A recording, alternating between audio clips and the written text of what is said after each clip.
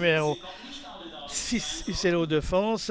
Tout le monde vient coller à la voiture. 2300 mètres à parcourir. Départ en face, un tour et demi à effectuer pour les protagonistes de cette épreuve. Uniquement court et parmi les vieux partis de cette épreuve.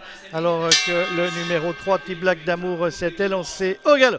C'est uniquement court, son compagnon d'entraînement qui a pris le meilleur devant le numéro 1, Huxon Dag. On vient ensuite avec le 8, Tigre de Guez, qui précède le numéro 9, Ubisoft Le Foll, qui a pu bénéficier du départ volant d'uniquement court pour se retrouver tout de suite aux avant-postes. On a vu qu'Antoine Deloriol a été repris et se retrouve dans le wagon de la seconde épaisseur. Les concurrents qui sont dans le virage avec uniquement court, qui a le meilleur, Uccello de France, qui progresse à son extérieur. On est là avec Huxon Dag côté corde, c'est le numéro 1. On va sortir du tour dans le 2, uniquement court, a toujours le meilleur, Tigre de Guez, le numéro 8, qui vient à son extérieur. On est là également avec Uccello de France, Ubisoft Le Foll, le numéro 9.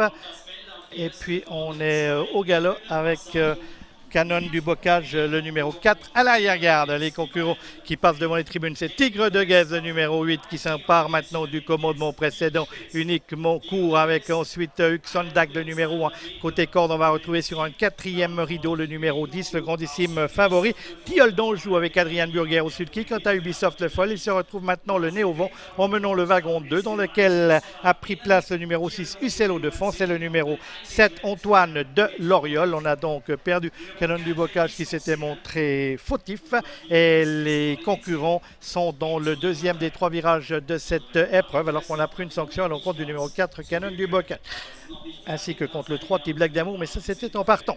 Concurrents qui sont tous dans le deuxième virage avec toujours le numéro 8, Tigre de Guez, qui dirige les opérations précédentes côté corde, le 2 uniquement court, Ubisoft Le Foll, le numéro 9, né au vent, emmenant toujours le wagon de 2. Huxon Dag se retrouve sur une 3e ligne côté corde. Le train n'est pas très soutenu en tête de l'épreuve avec toujours Tigre de Guez.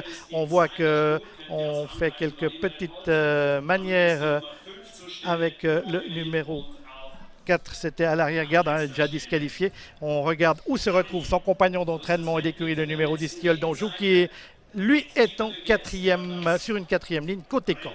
Tigre de Guez, le numéro 8, qui a toujours le meilleur pour bientôt aborder le tournoi final, avec le numéro 9, Ubisoft Le Foll, précédant le 2 uniquement court, le 6, Uccello France, qui est là également. Huxon Dag sur une 3e ligne côté corde, juste devant le numéro 10, Tilleul d'Anjou, précédant Antoine Deloriol, Huron du Ride et Avenir, concurrents qui vont pénétrer maintenant dans la ligne d'arrivée de cette épreuve, avec toujours le numéro 8, Tigre de Guez, qui a le meilleur, uniquement court, qui le marque.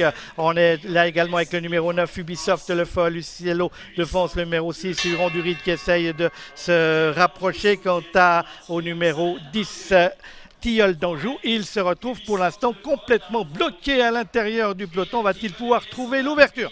Les concurrents qui sont maintenant à 250 mètres de l'arrivée, avec Tigre de Guez qui a le meilleur sur uniquement court côté corde. Ubisoft Le Foll paraît battu, Uccello de France vient lutter. Tilleul d'Anjou qui finit maintenant très fort à l'extérieur. Concurrents qui sont avec uniquement court, qui a pris le meilleur devant Tigre de Guez, et puis Tilleul d'Anjou qui finit très fort à l'extérieur. Est-ce que Tilleul d'Anjou aura-t-il le temps? Oui, Tilleul d'Anjou a eu le temps de battre Tigre de Guez.